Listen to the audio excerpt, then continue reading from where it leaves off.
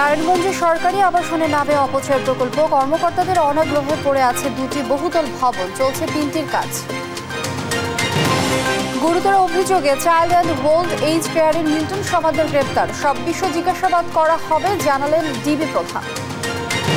শুধু hit alert নয়, অঞ্চলভেদে দুর্যোগকালীন জরুরি অবস্থা জারির পরামর্শ বিজ্ঞানীদের, সংশ্লিষ্ট মন্ত্রণালয়কে ভূমিকা রাখার দাবি।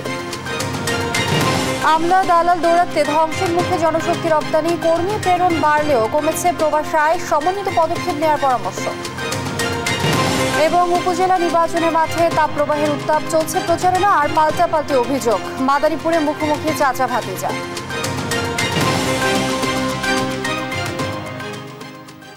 দেখছিলেন শিরোনাম সংবাদ সকালের সঙ্গে আছি আমি লিনি আফরোজ। এবারে বিস্তারিত।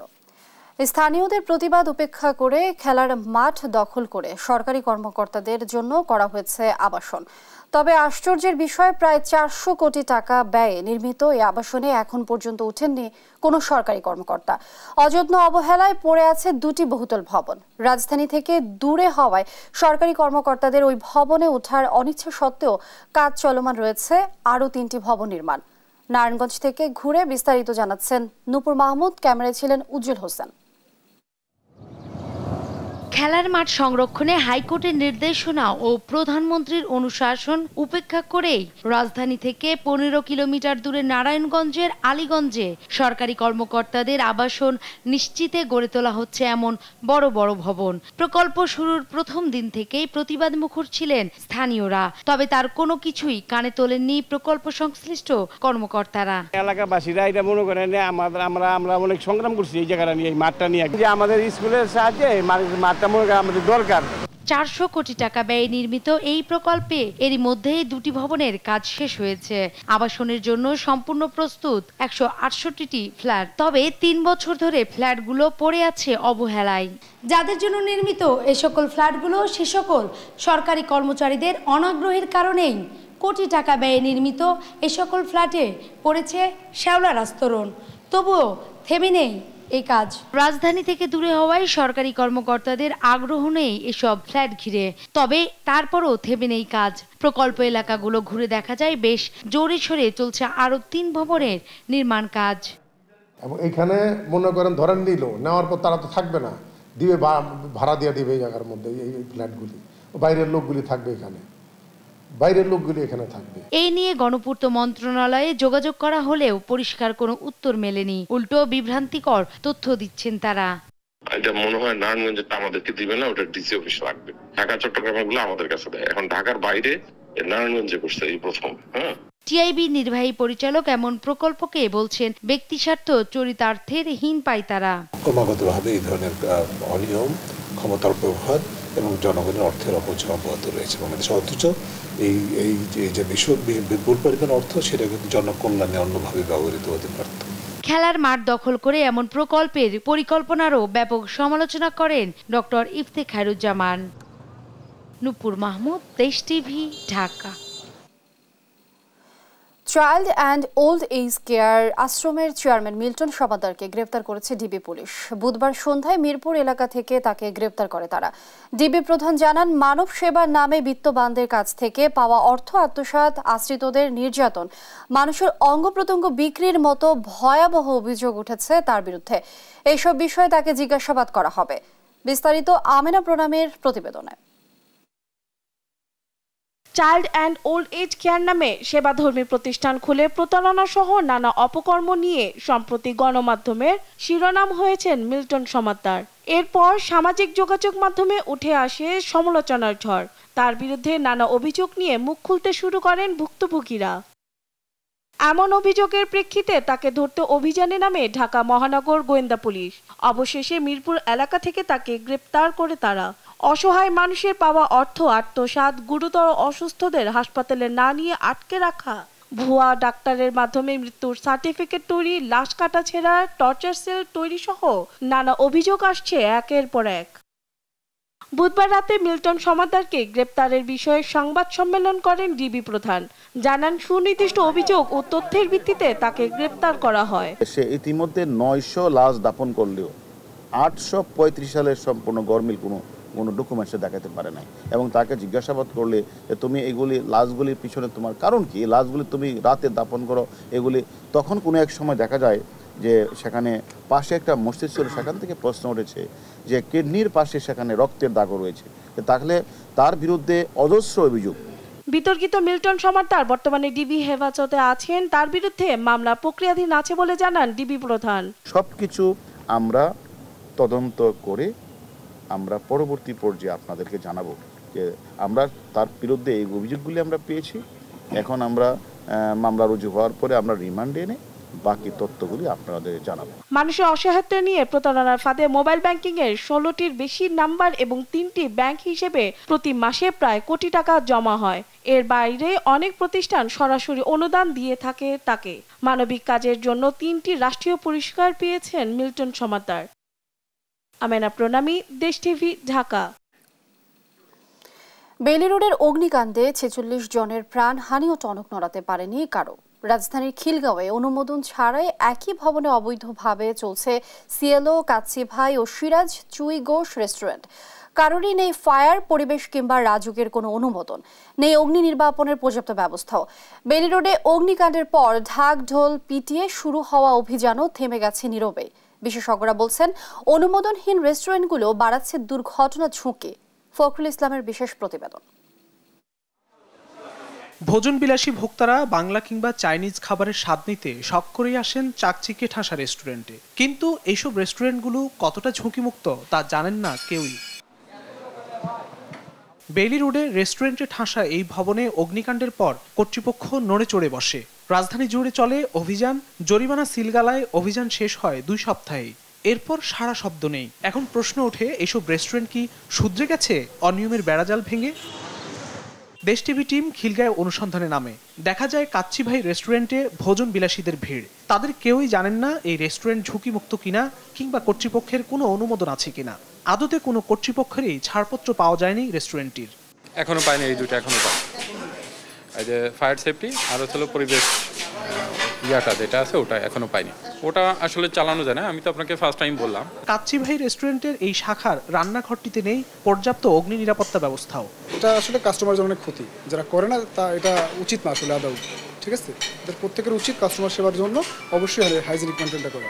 একই অবস্থা ভবনের রুফটপে গড়ে তোলা সিএলও রেস্টুরেন্টও। ভোক্তাদের মন ভুলাতে চাকচিক্যের কমতি রাখেনি। তবে রেস্টুরেন্ট গড়তে সবার আগে যে অনুমোদন দরকার তার তোয়াক্কাই করেননি সিএলও কর্তৃপক্ষ। লাইসেন্স তার হাতে পান না, লাইসেন্সটা এখনো হাতে আসেনি। আর আপনার রাজুকের অনুমোদন আছে? এটা আমি জানি না, এটা আমার কাছে তথ্য নাই। এখন রুপটপ রাজুকের বিল্ডিং এর নকশায় রাজুকের একটা অনুমোদন লাগে। হ্যাঁ, সেটা ওই যে তখন অভিযানের পরে শুনলাম আর কি অনুমোদন লাগে। আমাদের এখানেও আসছিল, আমাদেরকেও এখান থেকে একজনকে আবার ধরেও নিয়ে গেছিল। থাকলে ফায়ার সেফটি, তারপর হচ্ছে পরিবেশের লাইসেন্স এখন রেস্টুরেন্টে আমার কাছে এখন নাই। সিএলও রান্নাঘরে গিয়ে দেখা গেল খাবার আগেই তৈরি করে ফ্রিজে মজুত করে রাখা আছে। ভোক্তা গেলেই চটজলদি গরম করে পরিবেশন করতে প্রস্তুত। এই ভবনের একেবারে নিচের ফ্লোরে গড়ে তুলেছে সিরাজ চুইগোস্ত। চাকচিক্যময় পরিবেশে ভোজন বিলাসী ভোক্তারা দুপুরের খাবার খেতে ব্যস্ত। রেস্টুরেন্টটিও ভোক্তাদের মন ভুলিয়ে মুনাফার লোভে খাবার পরিবেশনে ব্যস্ত হয়ে পড়েছে। কর্তৃপক্ষকে বৃদ্ধাঙ্গুলি দেখিয়ে অনুমোদনের তোয়াক্কাই করেনি। কে নেবে কার খোঁজ, এমন ধারণা নিয়ে কারি কারি মুনাফা গোছাতে ব্যস্ত মালিক। রান্নাঘর থেকে কোথাও নেই অগ্নি নির্বাপনের পর্যাপ্ত ব্যবস্থা। আমাদের এখানে ফায়ার সার্ভিসের তারপর পরিবেশ অধিদপ্তর এই সার্টিফিকেটগুলো আমরা এখনো হাতে পাই নাই আর কি আমাদের হাতে এখনো। বেইলি রোড, চুড়িহাট্টা কিংবা বনানী অগ্নিকাণ্ড এবং কর্তৃপক্ষের শত অভিযান সবকিছুকে বৃদ্ধাঙ্গুলি দেখিয়ে অনুমোদনের তোয়াক্কা না করে রেস্টুরেন্ট চালাচ্ছেন অনেক ব্যবসায়ী। এদের কারোই অগ্নি নির্বাপন ব্যবস্থা কিংবা স্বাস্থ্যের বেলায় কিছুই নেই। শুধুমাত্র মুনাফার লোভে ঝুঁকিতে ফেলে দিচ্ছেন আমাদের ভোক্তা এবং সাধারণ মানুষকে। বেইলি রোডে সিলগালার পর বন্ধ নবাবী ভোজ খুলেছে। ম্যানেজার জানালো অনুমোদন নিয়ে খুলেছেন তারা, তবে নেই পর্যাপ্ত অগ্নি নির্বাপন ব্যবস্থা। এখন আমারটা আমি ডিসিপি থেকে পারমিশন পাইছি, রাজুক থেকে পারমিশন পাইছি, রাজুক থেকে লোক এসে করেছে। বিশেষজ্ঞরা বলছেন অনুমোদনহীন রেস্টুরেন্ট ঝুঁকিতে ফেলছে রাজধানীবাসীকে। এদের বিরুদ্ধে ব্যবস্থা নেওয়ার আহ্বান জানান তিনি।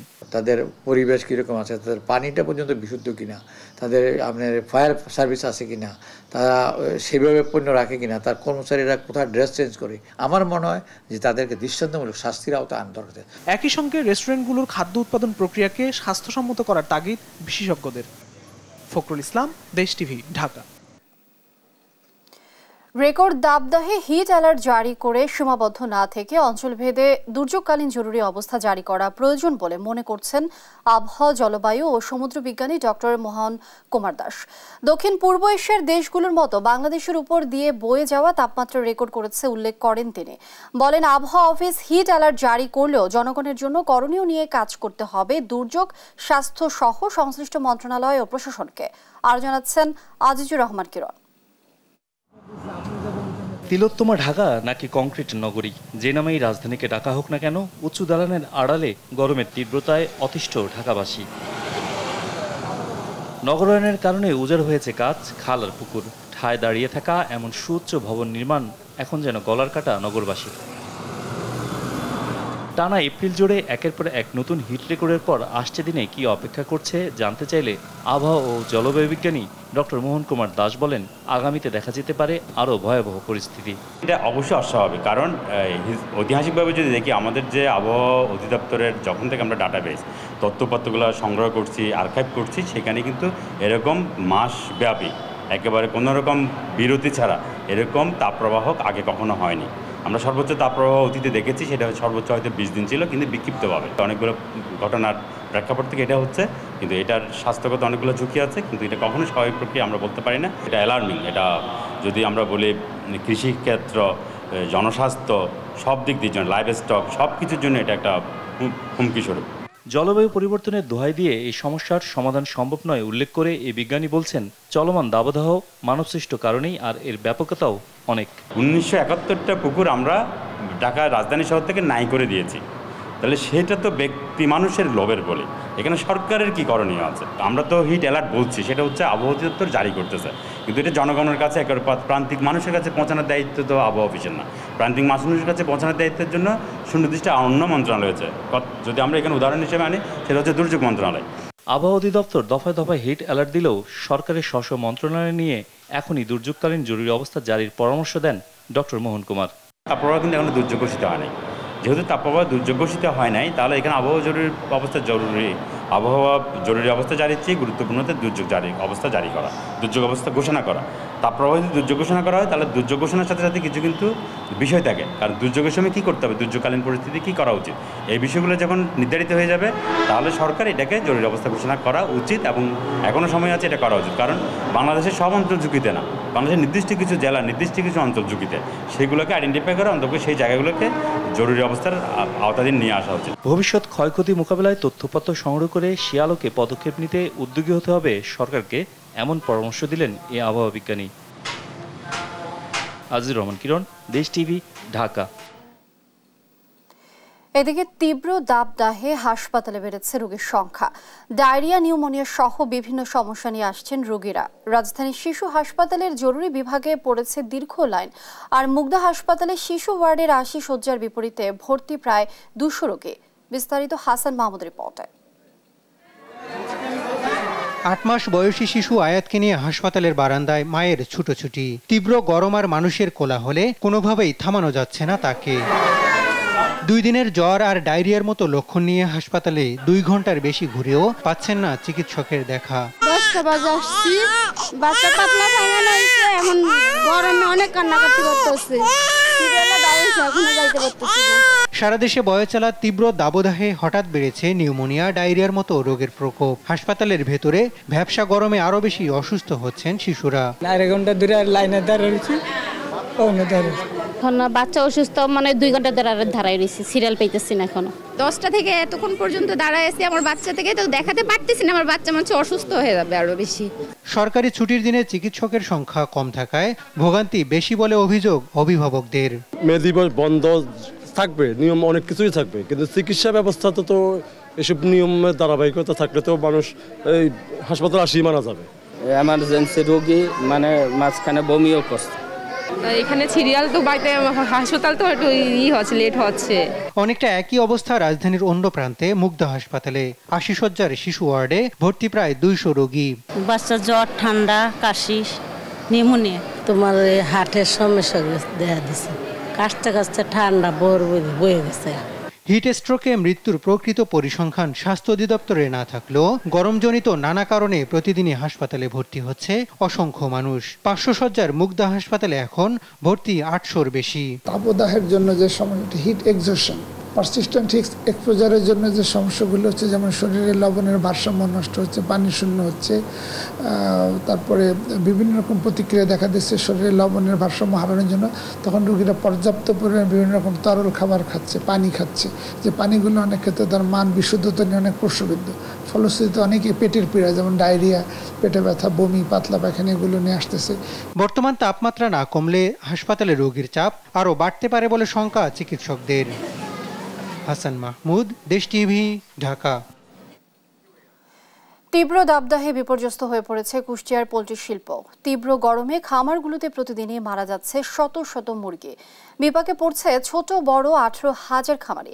এর মধ্যে অনেক খামার বন্ধ হয়ে গেছে, যেগুলো রয়েছে সেগুলো প্রায় বন্ধের পথে। ফলে দেখা দিয়েছে শত কোটি টাকা লোকসানের শঙ্কা। দ্রুত সরকারি সহযোগিতা চায় খামারিরা। ইরফান রানার ক্যামেরায় কুষ্টিয়া থেকে নাহিদ হাসান তিতাসের রিপোর্ট। কুষ্টিয়া জেলায় সোনালী ও ব্রয়লার মুরগির খামার রয়েছে প্রায় 20,000-এর মতো। গত 1 মাসের তীব্র দাবদাহে বিপর্যস্ত হয়ে পড়েছে এ শিল্প। তীব্র গরমে মুরগি মারা যাওয়ায় ইতিমধ্যে বন্ধ হয়ে গেছে প্রায় 5,000 খামার।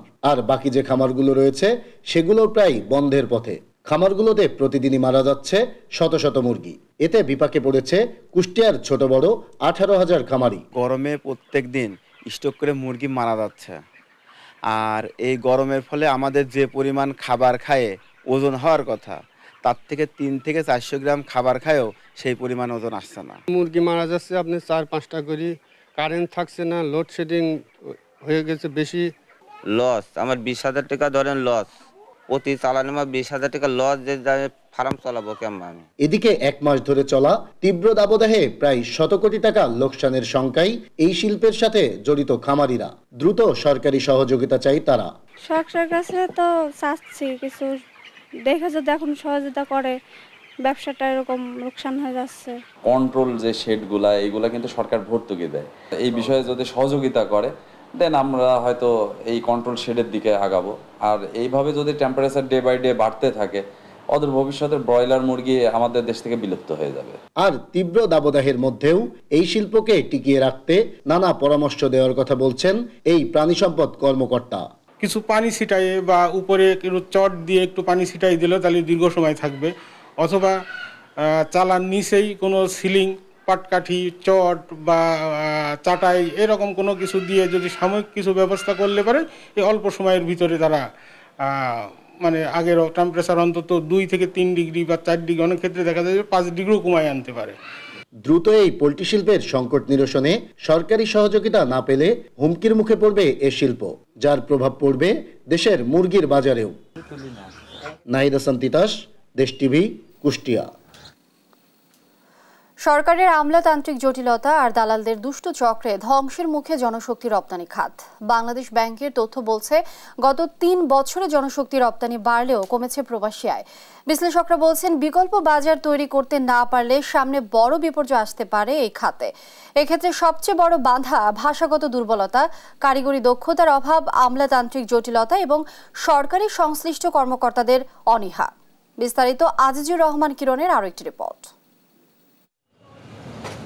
বাংলাদেশ ব্যাংকের তথ্য বলছে, 3 বছর আগে করোনা মহামারীর মধ্যেও 2020-21 অর্থ বছরে সৌদি আরব থেকে $570 কোটি প্রবাসী আয় এসেছিল। 3 বছরের আরও প্রায় 16 লাখ কর্মী মধ্যপ্রাচ্যের এ বাজারে গেলেও প্রবাসী আয় না বেড়ে বরং তা কমে দাঁড়িয়েছে 370 কোটিতে। প্রবাসীর সংখ্যা বাড়লেও রেমিটেন্স না বাড়া প্রসঙ্গে অভিবাসন বিশেষজ্ঞরা বলছেন, মধ্যপ্রাচ্যের অদক্ষ বাজার থেকে সরে বিকল্প বাজার নিয়ে ভাবার সময় এখন বাংলাদেশের। দক্ষ শ্রমিক পাঠাতে ইউরোপ সহ নতুন নতুন বাজার নিয়ে কাজ করতে হবে সরকারকেই। সংশ্লিষ্ট মন্ত্রণালয়গুলোর সমন্বয়হীনতা, প্রশাসনিক দুর্বলতা আর সহযোগিতা না করার মনোভাবকেই বড় বাধা হিসেবে দেখছেন তারা। বাংলাদেশ থেকে বিদেশ যাওয়ার খরচ গোটা পৃথিবীর মধ্যে সবচেয়ে বেশি এবং তার আয় সবচেয়ে কম। প্রায় 60 দিন থেকে 90 দিন লেগে যায় একটা কর্মী পাঠাতে। আমরা যদি আমাদের আদার সেন্ডিং কান্ট্রিতে দেখি, তারা 2 সপ্তাহ থেকে 3 সপ্তাহের মধ্যে কর্মী পাঠিয়ে দেয়। So we can see where is the lack. If they can send it within 3 weeks, why we fail. এখান থেকে যদি আমরা শিক্ষা না নিই, কার্যকর ব্যবস্থা যদি গ্রহণ না করি, কোনো ভাবার কারণ নাই যে ভবিষ্যতের মার্কেটগুলোতেও যে আমরা খুব একটা সুচারুভাবে আমরা সেখানে ঢুকতে পারবো এবং বাজার ধরে রাখতে পারবো।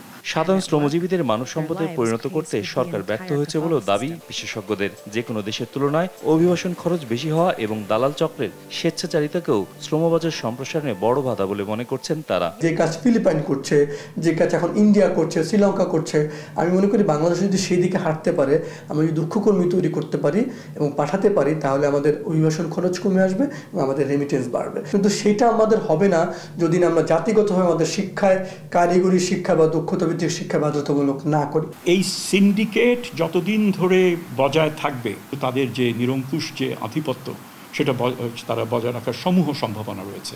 এখানে টাকা পয়সার একটা ব্যাপার রয়েছে, রাজনৈতিকভাবে এরা অত্যন্ত শক্তিশালী। এবং আপনি যদি দেখেন আমাদের 1 কোটির বেশি লোক দেশের বাইরে, তার মধ্যে যদি আপনি দেখেন বয়েসেলের মাধ্যমে কতজন গেছে, সংখ্যাটা খুব বেশি না। কাজে আমি সে কারণেই মনে করি যে কোনো দেশে G2Gর বাইরেও প্রাইভেট সেক্টরকে অন্য রিক্রুটিং এজেন্সিগুলো সেখানে যুক্ত করাটা খুব জরুরি, এবং সেক্ষেত্রেও 1-2টা না করে সেক্ষেত্রে যোগ্য যারা একাধিক প্রতিষ্ঠানকে করে যদি করা যায়, তাহলে মনোপলিটা ভেঙে যায়। তবে প্রবাসী কল্যাণ প্রতিমন্ত্রী শফিকুর রহমান চৌধুরী বলছেন, শ্রমবাজার এবং দক্ষ শ্রমিক পাঠাতে সরকার আন্তরিক। শ্রমবাজার যত বেশি বেগবান হবে, যত বেশি বিদেশের শ্রমিক যাবে, স্কিল ওয়ার্কার যাবে, তত বেশি রেমিটেন্স আসবে।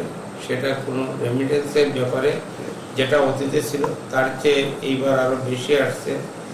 আমার মনে হয় রেমিটেন্সের কোনো চিন্তা করে লাভ নেই। তথ্যমতে বিশ্বের 172টি দেশে 1,55 লাখের বেশি শ্রমিক কাজ করলেও এখনো মধ্যপ্রাচ্য সহ 15টি দেশে বড় পরিসরে শ্রমবাজার ধরতে পেরেছে বাংলাদেশ। আজিজুর রহমান কিরণ, দেশ টিভি, ঢাকা। সংবাদ সকালে আরো থাকছে। ডক্টর ইউনূস সহ 14 জনের বিরুদ্ধে অর্থ আত্মসাৎ মামলায় অভিযোগ গঠনের শুনানি আজ। জামিনের মেয়াদ বাড়ানোর আবেদন করবে আসামি পক্ষ।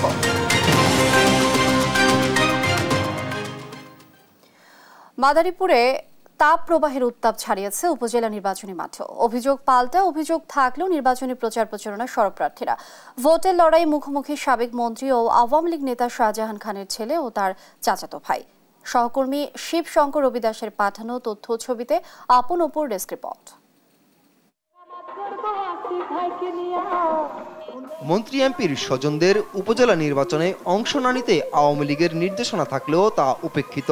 মাদারীপুর উপজেলা পরিষদ নির্বাচনে প্রধান 2 প্রতিদ্বন্দ্বী সাবেক মন্ত্রী ও আওয়ামী লীগের প্রেসিডিয়াম সদস্য শাহজাহান খান এমপির নিকটাত্মীয়। আনারস প্রতীকে তার ছেলে যুবলীগের কেন্দ্রীয় নেতা আসিবুর রহমান খান, আর মোটরসাইকেল প্রতীকে নির্বাচন করছেন তার চাচাতো ভাই পাবেলুর রহমান শফিক খান। 2 প্রার্থী প্রভাবশালী হওয়ায় চলছে জমজমাট প্রচার প্রচারণা। ইতিমধ্যেই শহর থেকে পাড়া মহল্লাও ছেয়ে গেছে পোস্টার ফেস্টুনে। ভোটাররাও নির্বাচনী আমেজে উৎফুল্ল। 2 জনকে প্রার্থী চাচা এবং ভাতিজা, ভোট তো এক ঘরে যাইবে। যারে সবসময় কাছে পাবো সেই ব্যক্তিরই দেব। ভোটের লড়াইকে পারিবারিক ঐতিহ্য হিসেবে দেখছেন আসিফ খান। প্রতিদ্বন্দ্বী প্রার্থীর বিরুদ্ধে রয়েছে তার বিভিন্ন অভিযোগ। অন্যদিকে শাহজাহান খান ও তার ছেলের বিরুদ্ধে নিজের নেতাকর্মীদের মারধরের অভিযোগ তুলে সুষ্ঠু নির্বাচন নিয়ে শঙ্কা প্রকাশ করেন প্রতিদ্বন্দ্বী প্রার্থী শফিক খান। তারা গলা নামে ফেলবে, তারা আপনার কি আসার দিয়ে পেটি গলায় ফেলবে, এরকম বক্তৃতাও তারা দিচ্ছে। তারপর অশালীন বক্তৃতা এইগুলোও দিচ্ছে, আমাদের নামে উল্টাপাল্টা কথা বলছে, এবং আমার পিতাকে ঘিরে তো তারা অজস্র মিথ্যাচার করছে। মাদারীপুরের সংসদ সদস্য শাহজাহান খানের অবাধ বিচরণ এবং তার আচরণবিধি লঙ্ঘনের মধ্য দিয়ে আমাদের নেতা কর্মীকে আহত করা, মারধর করা, এবং এর বিরুদ্ধে আচরণবিধি লঙ্ঘনের বিরুদ্ধে আমি অভিযোগ দিয়েছি। কোনো অভিযোগের কোনো রহস্যজনক কারণে প্রশাসন সহ নির্বাচনের অফিসাররা কোনো ব্যবস্থা গ্রহণ করছে না। এদিকে নিজের বিরুদ্ধে আনা অভিযোগ অস্বীকার করেন আওয়ামী লীগের প্রেসিডিয়াম সদস্য শাহজাহান খান এমপি।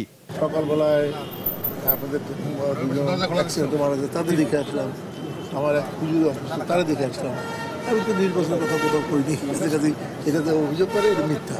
তবে প্রার্থীদের পাল্টাপাল্টি অভিযোগ থাকলেও নির্বাচন সুষ্ঠু করতে সব ব্যবস্থা নেওয়ার কথা জানিয়েছেন জেলা প্রশাসক। সাধারণ জনগণ যেন সুষ্ঠুভাবে ভোট কেন্দ্রে আসতে পারে এবং শান্তিপূর্ণভাবে তারা যেন ভোটের অধিকার যেন তারা এক্সারসাইজ করতে পারে, সেই জন্য আমাদের সর্বাত্মক আয়োজন আমাদের অব্যাহত আছে।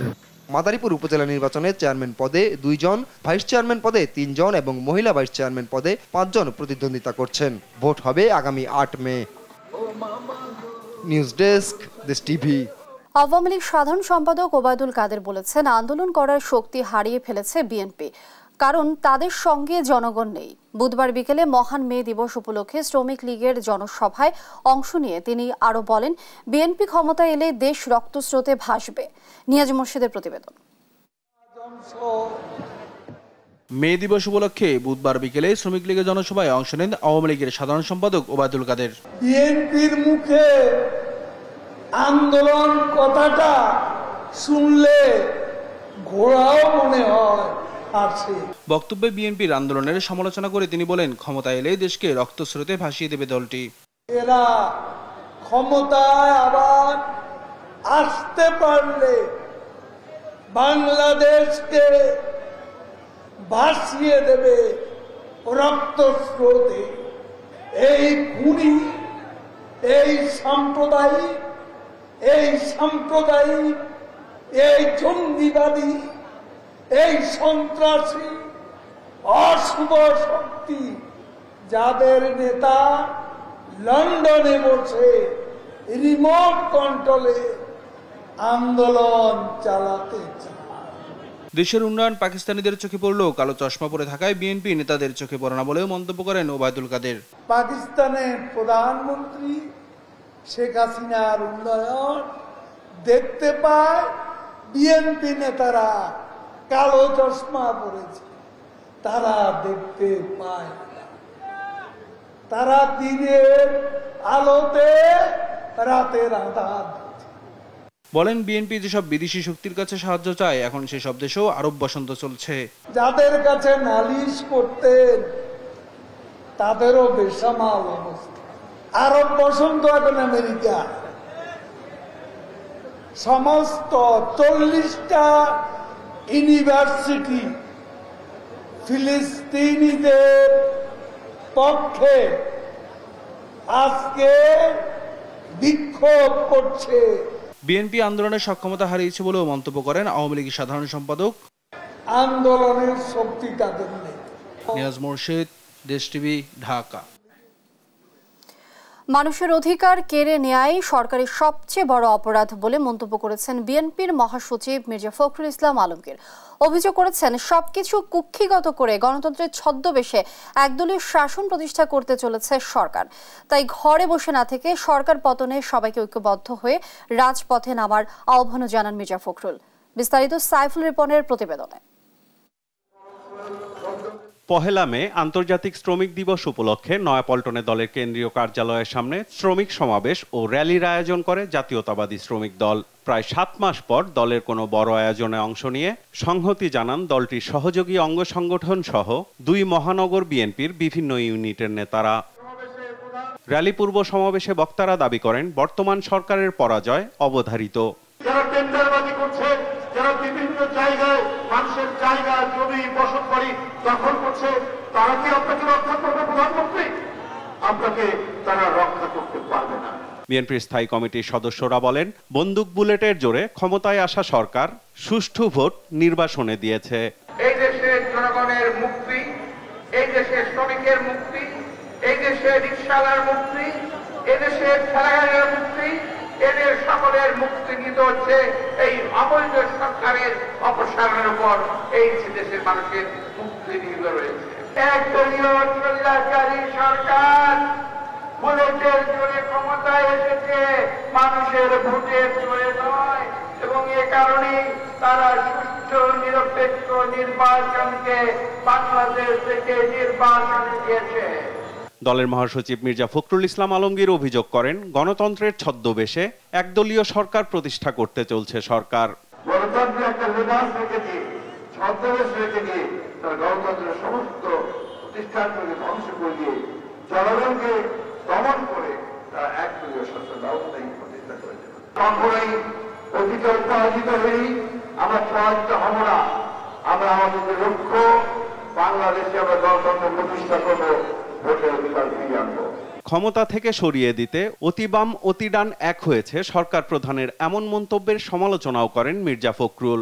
অতিবাম অতিডান একসাথে তারা আমাকে উৎখাত করতে চায়। সমস্যাটা ওই জায়গাতে যে আপনারা সেটা বুঝতে পারেন না যে কি ঘটেছে, অথবা বুঝেও না বোঝাও ভান করেন। আজকে শুধু অতিবাম অতিডান নয়, আজকে সমগ্র বাংলাদেশের তারা মনে করছে যে এই সরকারের আমলে তাদের ন্যূনতম যে অধিকার, সেই অধিকারটুকু কেড়ে নেওয়া হয়েছে। সাধারণ মানুষের কথা না ভেবে অতি মুনাফা লোভীদের লাভের ব্যবস্থা করতেই আবারও জ্বালানির দাম বাড়ানো হয়েছে বলেও অভিযোগ করেন মির্জা ফখরুল ইসলাম আলমগীর। এই মূল্য বৃদ্ধি করে কার লাভ হয়? লাভ হয় তাদের, যা এখান থেকে মুনাফা লুটে। আজকে সমগ্র বাংলাদেশে তারা একটা লুটপাটের রাজত্ব প্রতিষ্ঠা করেছে। সাইফুল রিপন, দেশ টিভি, ঢাকা। সংবাদ সকালে আরো যা থাকছে। চাঁপাইনবাবগঞ্জে 50 বিঘা জমির আম ও পেয়ারা বাগান পুড়িয়ে দেওয়ার অভিযোগ, দোষীদের দৃষ্টান্তমূলক শাস্তি ও ক্ষতিপূরণ দাবি। নোবেলজয়ী ডক্টর ইউনূস সহ 14 জনের বিরুদ্ধে করা অর্থ আত্মসাৎ মামলায় অভিযোগ গঠনের শুনানি আজ। বিশেষ আদালত 4-এ শুনানি হবে বলে জানান দুর্নীতি দমন কমিশনের আইনজীবী মোশাররফ হোসেন কাজল। আর ডক্টর ইউনূসের আইনজীবী ব্যারিস্টার আব্দুল্লাহ আল মামুন জানান আদালত পরিবর্তন করে 4 শুনানির বিষয়টি আইনসম্মত হয়নি। এ মামলার ডক্টর ইউনূসের জামিনের মেয়াদ বাড়ানোর আবেদন করবেন বলেও জানান তিনি। বিস্তারিত শামীমা আক্তারের রিপোর্টে। গ্রামীণ টেলিকমের শ্রমিক ইউনিয়নের কর্মচারীদের কল্যাণ তহবিলের প্রায় 25 কোটি টাকা আত্মসাতের অভিযোগে করা মামলায় প্রতিষ্ঠানটির চেয়ারম্যান ও শান্তিতে নোবেল বিজয়ী ডক্টর মোহাম্মদ ইউনূস সহ 14 জনের বিরুদ্ধে অভিযোগ আমলে নিয়ে শুনানির জন্য ঢাকার বিশেষ জজ আদালত 4-এ পাঠায় ঢাকা মহানগর সিনিয়র স্পেশাল জজ আদালত। বৃহস্পতিবার সকালে এই মামলার 4 শুনানির কথা রয়েছে। ডক্টর মোহাম্মদ ইউনূসের আইনজীবী ব্যারিস্টার আব্দুল্লাহ আল মামুন মামলা পরিচালনার জন্য আদালত পরিবর্তন সহ আদালতের আদেশের বিষয়ে অভিযোগের আঙুল তুলেছেন। আবারও একজন সমদ জাজ বিচারিক আদালতকে কখনো নির্দেশ দিতে পারে না চার্জ হিয়ারিং করার জন্য। তিনি সেখানে বলবেন বদলি মূলে আপনার কাছে প্রেরণ করা হলো, আপনি বিচারের জন্য যথাযথ পদক্ষেপ গ্রহণ করবেন। এই বিচারককে বলেছেন 2/5/2024 তারিখে চার্জ গঠনের জন্য উনি নির্দেশ দিয়েছেন। এই যে বিষয়টি, এটা আইনের পরিপন্থী, আইনের বরখেলাপ। এ সময় আইনজীবী আরো জানান আগামীকাল ডক্টর মোহাম্মদ ইউনূস সহ আসামিরা জামিনের আবেদন করবেন আদালতে। প্রফেসর ডক্টর মোহাম্মদ ইউনূস সহ 14 জনের কালকের উপস্থিতির জন্য দিন নির্ধারণ আছে। প্রফেসর ডক্টর মোহাম্মদ ইউনূস সাহেব সশরীরে উপস্থিত থেকে অন্যরা সহ জামিনের প্রার্থনা করবেন। অন্যদিকে দুর্নীতি দমন কমিশনের আইনজীবী মোশাররফ হোসেন কাজল জানান ইউনূসের আইনজীবীর করা অভিযোগের কোনো ভিত্তি নেই। দুর্নীতি দমন কমিশনের মামলা এভাবেই পরিচালিত হয়। সিনিয়র স্পেশাল জাজ তাকে কগনিজেন্স গ্রহণ করেছেন এবং কগনিজেন্স গ্রহণ করার পর স্পেশাল কেসগুলির যে আইন আছে সেই আইন মোতাবেক 1958 ক্রিমিনাল ল অ্যামেন্ডমেন্ট অ্যাক্ট অনুসারে এটা একটি বিচারিক আদালতে বিচারের জন্য প্রেরণ করা হয়েছে। এখানে ডক্টর মোহাম্মদ ইউনূস সাহেবের আইনজীবী একটা ভেগ টার্মের কথাবার্তা বলেছেন। উনি এভাবে খামাখামে বিভ্রান্তি ছড়ানোর জন্য এই ধরনের বক্তব্য না দেওয়ার জন্য আমি বিনীতভাবে ডক্টর মোহাম্মদ ইউনূস সাহেবের আইনজীবীকে অনুরোধ করছি। অভিযোগে বলা হয় গ্রামীণ টেলিকমের chairman professor doctor Mohammad Yunus, ব্যবস্থাপনা পরিচালক মোহাম্মদ নাজমুল ইসলাম সহ গ্রামীণ টেলিকমের বোর্ড সদস্যদের উপস্থিতিতে 2022 সালের 9 মে গ্রামীণ টেলিকম 108তম বোর্ড সভায় সিদ্ধান্ত অনুযায়ী ঢাকা ব্যাংকের গুলশান শাখায় একটি অ্যাকাউন্ট খোলে। সেখানেই বেআইনিভাবে অর্থের লেনদেন করেন। শামীমা আক্তার, দেশ টিভি, ঢাকা। চাঁপাইনবাবগঞ্জে 50 বিঘা জমিতে আম ও পেয়ারা বাগান পুড়িয়ে দেওয়ার অভিযোগ উঠেছে দুর্বৃত্তদের বিরুদ্ধে। গত সোমবার নচলে এই ঘটনা ঘটে। এতে প্রায় 1.5 কোটি টাকার ক্ষতি হয়েছে বলে দাবি বাগানের। এমন পরিস্থিতিতে দোষীদের দৃষ্টান্তমূলক শাস্তির পাশাপাশি ক্ষতিপূরণের দাবি করেছেন তিনি। সহকর্মী তারেক রহমানের পাঠানো তথ্য ছবিতে ডেস্ক রিপোর্ট। চাঁপাইনবাবগঞ্জের শিবগঞ্জ পৌর এলাকা শিক্ষিত যুবক মাসুদ রানা তার সব সঞ্চয় দিয়ে নাচল উপজেলায় 50 বিঘা জমি দীর্ঘমেয়াদে লিজ নিয়ে গড়ে তুলেছেন আম সহ বিভিন্ন ফলের সমন্বিত খামার। কিন্তু এখন শুধু পড়ে আছে 50 বিঘা জমির গাছের ছাই। গত সোমবার রাতের আধারে পুড়িয়ে দেওয়া হয় তার 1.5 শতাধিক আম গাছ সহ পেয়ারা অন্যান্য গাছ। এতে দিশেহারা হয়ে পড়েন এ বাগানি। অপরাধীদের শাস্তির আওতায় এনে বিচার দাবি করেন তিনি। আমার এই আম বাগানে পাশের জমিওয়ালা আগুন দেয়, এতে করে আমার 100-র উপরে গাছ আম ফল সহ জ্বলে পুড়ে যায়। এতে আমার ব্যাপক টাকার ক্ষতি হয়, যেটা অপূরণীয় ক্ষতি। এই ঘটনায় শুধু বাগানি মাসুদি নয়, আশেপাশের আম ও অন্য ফল বাগানিরাও পড়েছেন দুশ্চিন্তায়। আমের ভুঁই থেকে আগুনটা আমাদের বাগানে ঢুকছে। মোটামুটি ধরলেন যে পেয়ারা আর আম লিয়ে 150 মতন গাছ গেছে, পুড়েছে। চন্দ্রপুর মাসুদ ভাইয়ের বাগানে ক্ষতি করে আম বাগানে আগুন লাগিয়ে দিয়েছে, ধরেন ঠিক আছে, এবং আর পাশের বাগানে আগুন লাগিয়ে দিয়েছে, এসব তো ঠিক না। শাস্তি হইতে হবে, না শাস্তি হলে আপনার আরো সুযোগ নেবে। উদ্যোক্তাদের সমন্বিত কৃষি খামার অর্থনৈতিকভাবে স্বাবলম্বী করেছে দাবি করে নাচল ফল চাষী কল্যাণ সমিতির এই নেতার দাবি, ঈর্ষান্বিত হয়ে একটি মহল আগুন দিয়েছে। কিছু কুচক্রী মহল ক্ষতিগ্রস্ত করার জন্য বাগানে আগুন লাগিয়ে দিচ্ছে। ইতিপূর্বে গত 18 তারিখে একটা বাগানে আগুন লাগিয়েছে। শিবগঞ্জের মাসুদ ভাইয়ের বাগানে একইভাবে আগুন লাগিয়ে প্রায় শতাধিক ফল ধরা গাছ আম সহ সে গাছগুলো পুড়িয়ে দিয়েছে। উপজেলা প্রশাসনের সঙ্গে আলোচনা করে সার্বিক সহযোগিতার আশ্বাস দেন এই কৃষি কর্মকর্তা। যতটুকু পারা যায় সরকারকে আমরা বিভিন্ন সময় প্রণোদনা বিতরণ করি, এই প্রণোদনা যতটুকু আমরা পারা যায় আমরা তাদের দিয়ে যতটুকু পারা যায় আমরা পাশে থাকার চেষ্টা করি। সচেতন মহলের দাবি, দ্রুত দোষীদের শনাক্ত করে দিতে হবে দৃষ্টান্তমূলক শাস্তি। নিউজ ডেস্ক, দেশ টিভি।